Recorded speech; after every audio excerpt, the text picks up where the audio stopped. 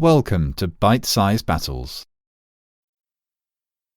In 1943, the Allied war effort of World War II was vast. That year alone saw the massive Soviet victory at Stalingrad and the largest ever tank battle at Kursk. It saw the Allied invasion of Sicily and Italy, and it saw mighty carrier fleet actions of the Pacific Theatre, not to mention the bloody battles of the Gilbert and Solomon Islands. These famous engagements cast such long shadows that they shrouded another critical but largely forgotten theatre of the Second World War, the Southeast Asian war zone of Burma. Burma was part of the British Empire, and when the Japanese invaded in 1942, they initially threw back the British, Burmese and Indian troops guarding it.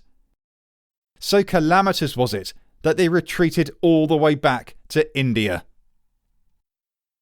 The Japanese were masters of jungle warfare, moving with speed and agility to constantly outflank their enemies. Like the Germans in the forests of the Ardennes in 1940, it almost seemed as if the Japanese penetrated terrain that frustrated everyone else at will. It seemed, indeed, that they were invincible. But of course, they weren't, and British officer Orde Wingate wanted to prove it. Wingate was a pioneer of unconventional guerrilla warfare in Palestine and Abyssinia, and when he was posted to India, he quickly saw an opportunity not only to mimic Japan's successes at jungle fighting, but to beat them at it. He conceived an idea so daring, so innovative, that it took time to convince his superiors it was even worth trying. Instead of assaulting the Japanese on their front, he would sneak small columns of men through the jungle and attack them in their rear, causing confusion and chaos and forcing the Japanese to tie up tens of thousands of troops. Much like the Soviet partisans of Europe's Eastern Front, these new special forces columns would be large enough to deal death blows when needed, and small enough to melt away when confronted by anything too big to deal with. It led later to the second largest airborne invasion of the entire war, and of engagements that became critical to the eventual Japanese surrender. So welcome to the 6th episode of Secret Warfare, the Chindits. Wingate's new special forces were officially called the Long Range Penetration Group, but that lacked a certain ring to it. So instead, they began calling themselves the Chindits, named after the fearsome, mythical Burmese Chinthe, half eagle, half lion. To Wingate, it symbolised the perfect marriage of air and land forces, and he intended to demonstrate it. Wingate's plan was to train British, Indian and Burmese troops in guerrilla tactics and jungle warfare, and then sneak them through enemy lines where they would ambush Japanese forces, destroy rail links and disrupt supplies. But they'd be spending weeks and months on their own, isolated and without support. They would rely entirely on stealth, speed and, crucially, supplies dropped from the air. But relying on air supply was beyond risky.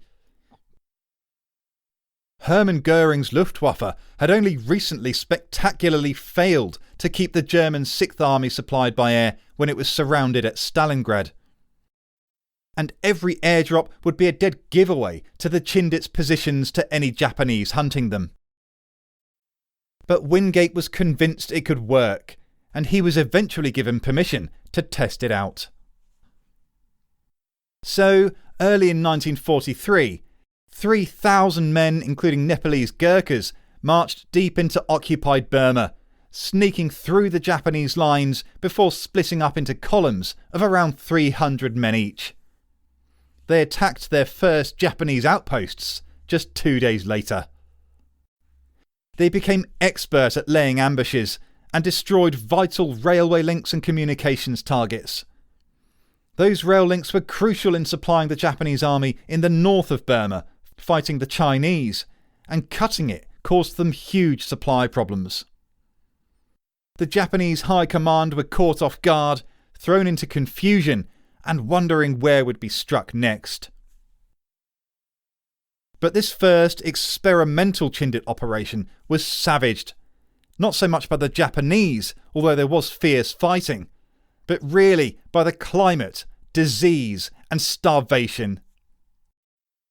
The vital air supply drops were frequently cancelled, shot down or missed their targets, meaning the men had to regularly ration food. And this was in an environment typically around 40 to 45 degrees Celsius, 105 to 113 Fahrenheit. It was constantly wet, sticky and humid, which rotted clothes and packs. And any movement through the thick jungle had to be hacked with machetes. All the while, the fear of Japanese ambush was constant and real. In March, Wingate ordered the Chindits to withdraw as the Japanese began amassing 2 entire divisions to oppose them. But the withdrawal was chaotic, with individual columns forced to make their own way back to India, and often splitting up into multiple small groups. One of these groups was led by a British officer, Dominic Neal. He described what happened one day when he walked into a Japanese trap. We were marching north along a narrow track.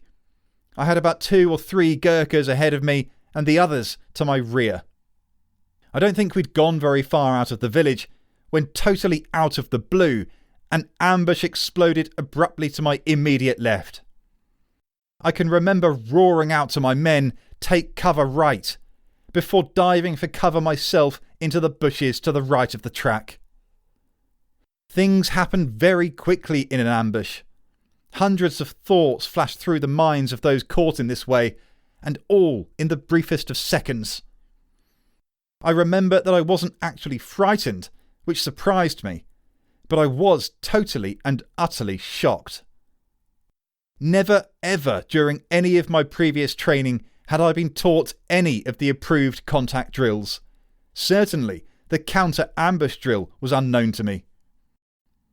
I was utterly appalled to realise that I simply did not know what to do in order to extract my men and myself from our present predicament. The Japanese gunner was firing his light machine gun immediately opposite me from the jungle on the far side of the track. He was so close that I could clearly see the smoke rising from his gun's muzzle. His bursts of fire were hitting the trees and bushes above my head. The bullets were cutting the branches, and bits of leaf and wood were falling on my pack, my neck, and down my shirt collar. There was also rifle fire coming from the enemy to the left and right of the light machine gunner. I think, but I'm not absolutely certain, that another LMG was firing at my men who had been behind me on the track. The ambush didn't last long before the Japanese fled back into the jungle. But these terrifying surprise attacks shredded nerves as well as lives. The Chindits knew they were being tailed. Of the 3,000 men who set out on the first expedition, 818 had either been killed, taken prisoner, or died of disease. Of the rest, 600 were deemed in such poor condition that they never returned to active service. The toll on the Chindits had been heavy, and the damage caused by them was quickly repaired by the Japanese. But the lessons learned were invaluable, the morale boost refreshing, the sense of Japanese invincibility eroded. And the effect on the Japanese themselves was instant. Like a hornet's nest kicked into fury, the Japanese realised how porous their front lines were, and so thrust forward towards India in early 1944. The operation aimed at capturing the major Indian city of Imphal, where the Allies had most of their supplies, and from where most communications were sent. Invading India and capturing Imphal would have the added benefit of cutting the Lido road the Americans were building, connecting India with China so that the Chinese nationalist leader Chiang Kai-shek could be more easily supplied. But the Japanese had been triggered into it by the Chindits, and now the hastily executed plan failed, and failed badly. The Japanese were mauled in the battles of Imphal and Kohima, with 60,000 casualties. The Japanese considered it one of their worst ever defeats, and decimated the strength of their position in Southeast Asia. Now the British and Indians began rolling them back, and Orde Wingate made the case for a new and much bigger Chindit operation. It won Winston Churchill's personal backing, and in the summer of 1944, Wingate sent 20,000 Chindits behind the crumbling Japanese lines by parachute, glider and transport plane. It was the war's second largest airborne operation, second only to Operation Market Garden. Inspired by the Chindits, the Americans launched their own jungle warfare specialists, Merrill's Marauders, named after their commander, Frank Merrill. They were highly successful, winning 5 key engagements against much larger Japanese forces. Using much improved air supply operations from a now dedicated air group, the American 1st Air Commando, the Chindits set up well-defended airstrips deep inside enemy-held Burma, cut right out of the jungle. From these, named Broadway and White City among others, they ranged far and wide, destroying bridges and railways and ambushing Japanese forces before melting away. It was the perfect blend of static and mobile warfare. Quickly though, the Japanese realised where the Chindits were hiding and brought up thousands of troops to overwhelm the defences of Broadway and White City. Here, some of the fiercest fighting of the entire war took place. Many times, ferocious hand-to-hand combat ensued. Often at night, the Japanese would come screaming from the jungle, rifles and machine guns firing, mortar shells arcing down on the defenders until they were right on top of them. Then katanas, Japanese swords, would be drawn, and by moonlight they would flash in battle against Anglo-Indian bayonets and the famous Gurkha kukris. Japanese airstrikes flew against the bases too, but now 6 Spitfires had joined the Chindits, and dramatic dogfights erupted in the skies, aided by British radar. The defended strongholds acted as blocks on the Japanese supply routes north, and despite the vicious attacks, they held. Still though, the burden on the men was terrible. Water was scarce for one. One of the officers, Gordon Hughes, remembered, "There was no water to spare for washing or shaving, so your daily toilet was reduced from a shit, shave and shampoo to a shit." Men also began to fall ill, often from dysentery. Column wireless operator George Hill went down with it. "This is one of the most debilitating afflictions. It is absolutely essential to answer the call immediately," he said, "since there is very little warning of, and even less control over, the impending discharge of very hot, virtually liquid matter, which can be, and usually is, a very painful experience. In the early stages of the problem, I once didn't make it in time, and spent that night operating the wireless set standing up, a distinctly awkward procedure. I carried the results of that episode around with me until we arrived back at base some 3 weeks later, the first opportunity I had to do anything about it." Captain Fredo Lyons, a Merrill's Marauder officer, also suffered from dysentery, but every man still had to fight. "By now my dysentery was so violent," he said, "I was draining blood. Every one of the men was sick from one cause or another. The boys with me weren't in much better shape. A scout moving ahead suddenly held his rifle high in the air. That meant enemy sighted. Then at last we saw them, coming down the railroad 4 abreast. The gunner crouched low over his Tommy gun and tightened down. Then the gun spoke. Down flopped a half-dozen Japs, then another half-dozen. The Japanese column spewed from their marching formation into the bush. We grabbed up the gun and slid back into the jungle. Sometimes staggering, sometimes running, sometimes dragging, I made it back to camp. I was so sick I didn't care whether the Japs broke through or not. All I wanted was unconsciousness. Eventually the strongholds of Broadway and White City were abandoned, but the damage done to the Japanese had been immense. Tragically, Orde Wingate died in an aircraft crash in the mountainous jungles of Burma. Command of the Chindits eventually passed to American General Stilwell, who used them contrary to their training in more direct action roles. For what were light infantry guerrilla specialists, to be used in frontal assaults against heavily fortified Japanese positions was almost criminal. Still, the Chindits remained as pioneers of jungle warfare expertise. The lessons learned, especially those of air supply techniques, were priceless in the continuing war against the Japanese throughout the Asia-Pacific region.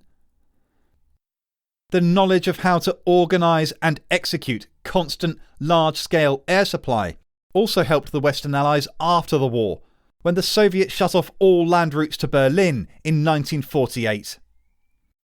The US, Britain and France broke that blockade with the Herculean Berlin airlift. It is unquestionable that the Chindits took a very heavy toll, from the fighting itself to hunger and disease. It was common for men to be afflicted with 3 or more conditions at the same time, including malaria, typhus, jungle sores and of course dysentery, to name just a few. But despite the physical and mental suffering, Gordon Hughes still said that the Chindits saw us change from ordinary troops to hardened men who could put our minds and bodies to anything. They were exceptional men fighting in exceptional circumstances against a relentless and remorseless enemy. Their lessons have been passed on to many of the world's modern special forces, particularly, of course, those specialised in jungle warfare. There is no doubt that they helped to shatter the Japanese sense of invincibility, for the Allies of course, but also for the Japanese themselves. The victory at Chindit triggered Imphal has been described as the Stalingrad or Midway of the Asian theatre, a true turning point in the war against Imperial Japan.